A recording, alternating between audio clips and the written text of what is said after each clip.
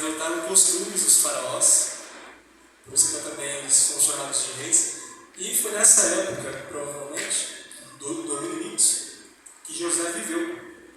Então isso pode ter sido um fator favorável para que José se tornasse um vizir de Faraó, um homem de confiança do rei, que também era Ixo.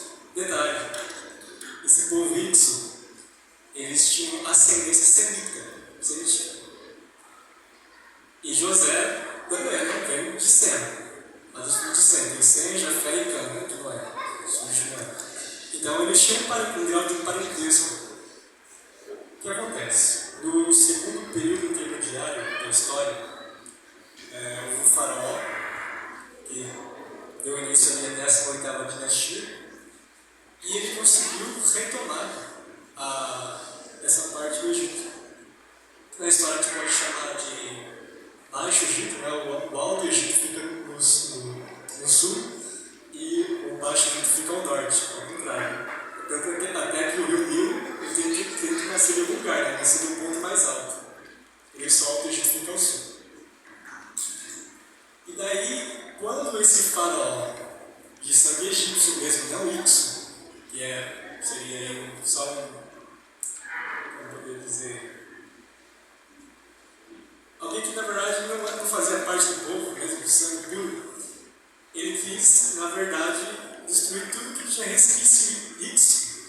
E José, sendo favorecido nesse tempo, ele então, olha, o faraó poderia pensar assim, não quero dar valor para isso, não tem nada a ver com o meu povo, com a minha história.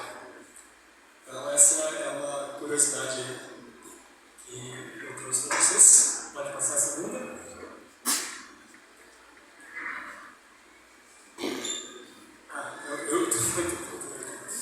Muito bem.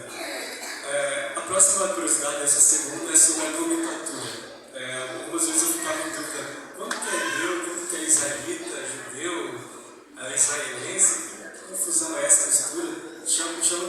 Do que eu chamo esse pessoal?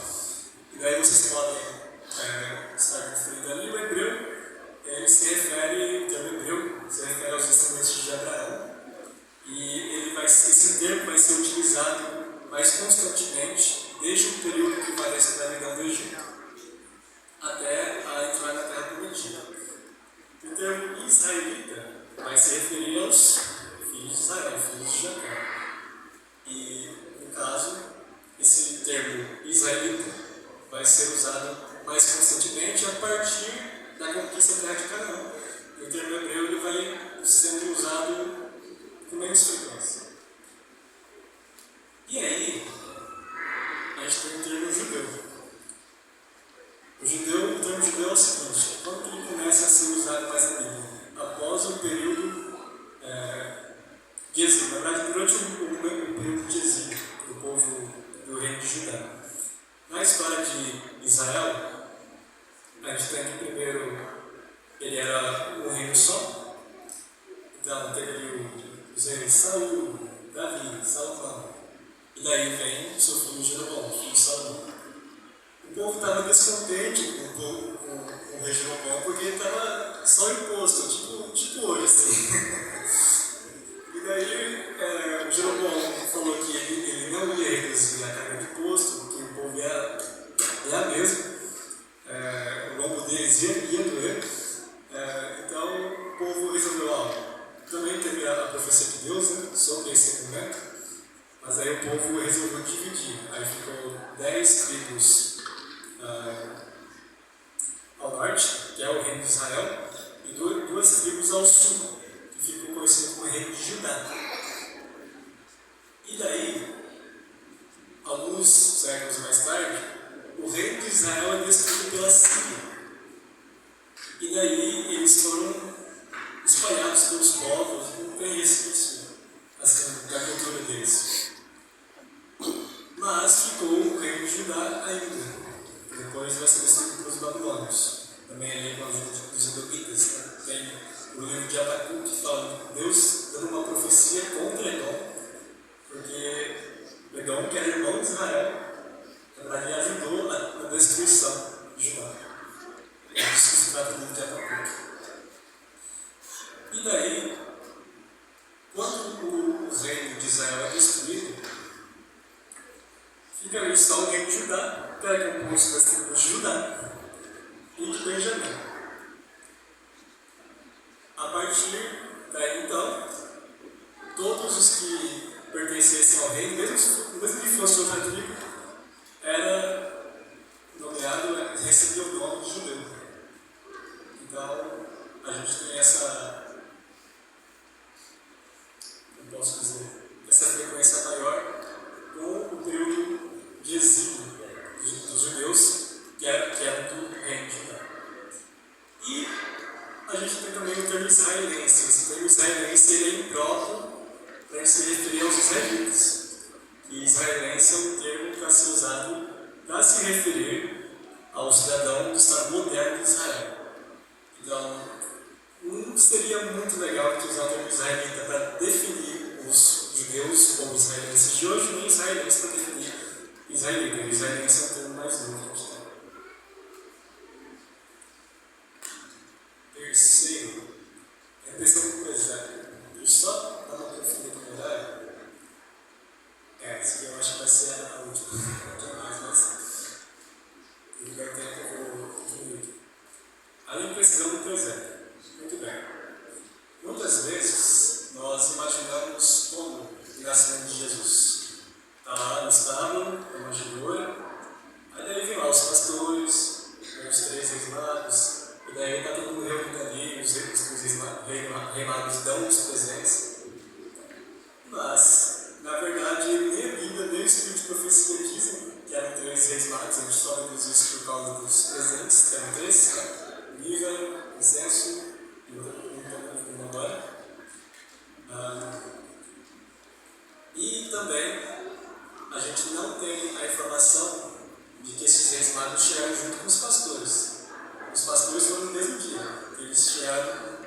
Jesus nasceu na mesma noite, os pastores chegaram lá. Os anjos chegaram neles e falaram: ó, nasceu Jesus, o Salvador. Agora, os reis magos, a gente tem que considerar que o rei Herodes, quando deu falta desses reis, ele mandou matar todos os meninos bebês de 2 anos para baixo. Só que a gente tem uma informação em Lucas, agora eu quero que vocês abram com vocês. Capítulo 2 de Lucas, versículos 21 e 22. Parece que é uma inconsistência aqui. Não poderia ser os reis magos na mesma noite que os pastores. Olha só. A gente vai usar 2 textos, ok? 2, 21 e 22. E, ao completarem-se os 8 dias para circuncidar o menino, seu nome foi chamado de Jesus, que pelo anjo lhe foi nomeado antes de ser concebido no ventre. E quando os dias da sua purificação, de acordo com a lei de Moisés, foram cumpridos, eles o trouxeram para Jerusalém, para apresentá-lo ao Senhor. Quando os dias da sua purificação, da purificação de Maria. Daí a gente tem uma explicação para isso no Levítico 12. Abra a Bíblia de vocês, Levítico 12. Fica antes de Números, entre Êxodo e Números. A gente vai ler o capítulo todo, já esclarece melhor. E o Senhor falou a Moisés, dizendo: fala aos filhos de Israel, dizendo: se uma mulher conceber semente e tiver um filho homem, então ela será impura 7 dias. De acordo com os dias de separação por sua enfermidade, será impura. E no 8º dia, a carne do seu prepúcio será circuncidada. Se refere ali ao 8º dia que Jesus foi circuncidado em Lucas capítulo 2. E ela então continuará no sangue da sua purificação 33 dias. Então a gente tem 33 mais 7, são 40. Então a gente tem um tempo mínimo ali, que Jesus foi apresentado no templo, foi depois desses 40 dias. Porque lá em outras palavras, eles completaram os dias da sua purificação. outra coisa que a gente tem que considerar também, para invalidar essa chegada dos magos ao mesmo tempo que os pastores, uma evidência, na verdade, é que Herodes mandou matar os meninos de 2 anos para baixo. Ora, se Jesus tivesse acabado de nascer, por que 2 anos? Poderia ser um ser humano, poderia ser 6 meses, 3 meses. O menino recém-nascido, só nessa categoria. Mais fácil, né? Para quem matar todo mundo de 2 anos para baixo? E também, tem mais outra coisa que eu tinha esquecido, que os magos, eles levaram um tempinho para chegar em Belém. Eles tiveram que viajar, e aí demora, né? Mesmo com toda a tecnologia que a gente tem, avião, ônibus, quem vai de carro também para os lugares, demora para chegar. Imagina naquele tempo que era do camelinho. Né? Então, essa visão de que os magos e também os pastores estiveram no mesmo local com Maria, José e o menino Jesus, parece não fazer muito sentido. E a próxima curiosidade, que vai ser mais rapidinho, é que, essa última, você não deveria vir à existência. Essa é a quarta curiosidade. E por que você não deveria vir à existência? Porque em Gênesis capítulo 2, versículo 17, Deus diz assim a Adão e Eva: olha, no dia que vocês comerem do fruto, no dia, vocês vão morrer. O que eles fizeram? Comeram do fruto. E quando Deus chamou eles para ter uma conversa, o que eles fizeram? Se correram de medo. Se fosse uma morte espiritual, para que correr de medo? Para que se esconder? Era morte física, era morte imediata, morte iminente. Quando a gente vai para Patriarcas e Profetas, quando Caim descobre por que a raça humana estava naquela condição de sofrimento, de pecado, de degradação, através de Adão e Eva, seus pais, ele ficou muito indignado, ficou furioso, ele queria se rebelar. No entanto, Abel chamou ele do canto alto. Deus foi muito misericordioso com a gente. Deus poderia ter dado para nós, para nossos pais, a morte imediata, a gente nem poderia ser muito aqui. E daí também fica decisão para nós hoje. O plano de salvação está sendo ofertado. Mas que posição assumiremos? Nós iremos nos rebelar por causa das dificuldades da vida, como Caim fez? Ou nós aceitaremos a misericórdia de Deus como a vida? E essas